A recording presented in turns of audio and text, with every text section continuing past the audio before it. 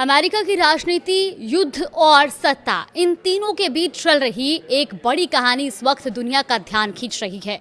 नमस्कार, आप देख रहे हैं न्यूज़ 18 का डिजिटल प्लेटफॉर्म और मैं हूं आपके साथ जागृति खंतवाल।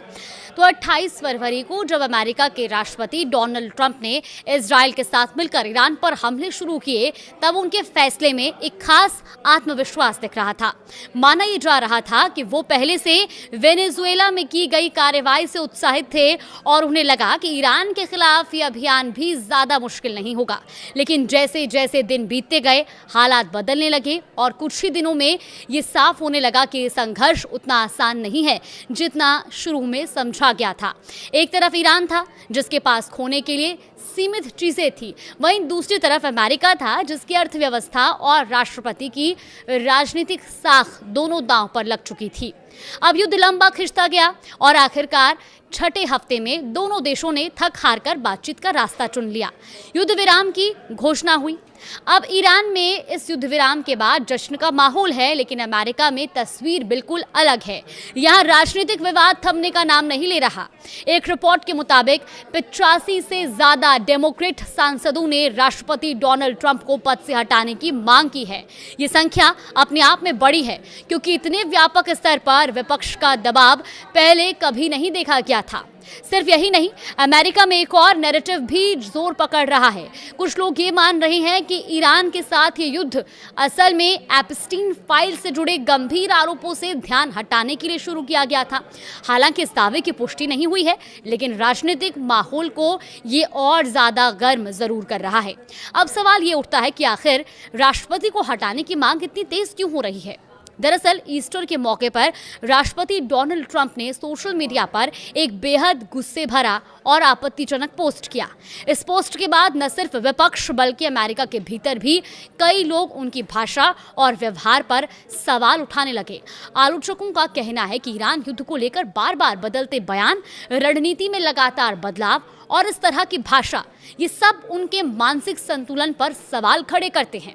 इसी वजह से अब अमेरिकी कांग्रेस में 25वें संशोधन की धारा 4 लागू करने की मांग तेज हो गई है।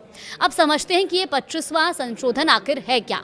देखिए, अमेरिकी संविधान का 25वां संशोधन राष्ट्रपति और उपराष्ट्रपति से जुड़े विशेष हालातों को संभालने के लिए बनाया गया है। इसमें 4 प्रमुख धाराएं हैं। धारा 1 कहती है कि अगर राष्ट्रपति की मृत्यु हो जाए, वो इस्तीफा दे दें या उन्हें हटा दिया जाए, तो उपराष्ट्रपति पद पूर्ण रूप से राष्ट्रपति बन जाता है।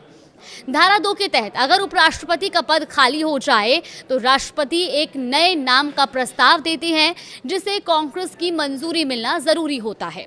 अब धारा 3 कहती है कि व्यवस्था देती है कि अगर राष्ट्रपति खुद को अस्थायी रूप से अक्षम महसूस करते हैं तो वो स्वेच्छा से अपनी शक्तियां उपराष्ट्रपति को सौंप सकते हैं।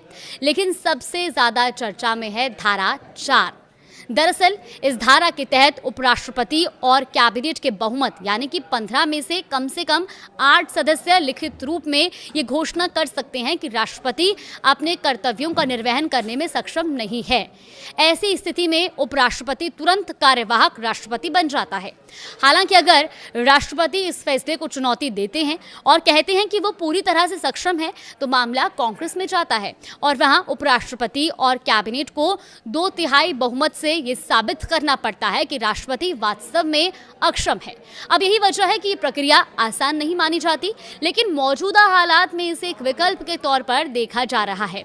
कई सांसदों का यह भी मानना है कि राष्ट्रपति डोनाल्ड ट्रंप की लगातार बदलती बयानबाजी और आक्रामक व्यवहार ये संकेत देते हैं कि स्थिति सामान्य नहीं है और इसी के चलते अब उपराष्ट्रपति और सत्तारूढ़ पार्टी के नेताओं से भी ये अपील की जा रही है कि वो आगे आएं और इस मुद्दे पर निर्णायक कदम उठाएं।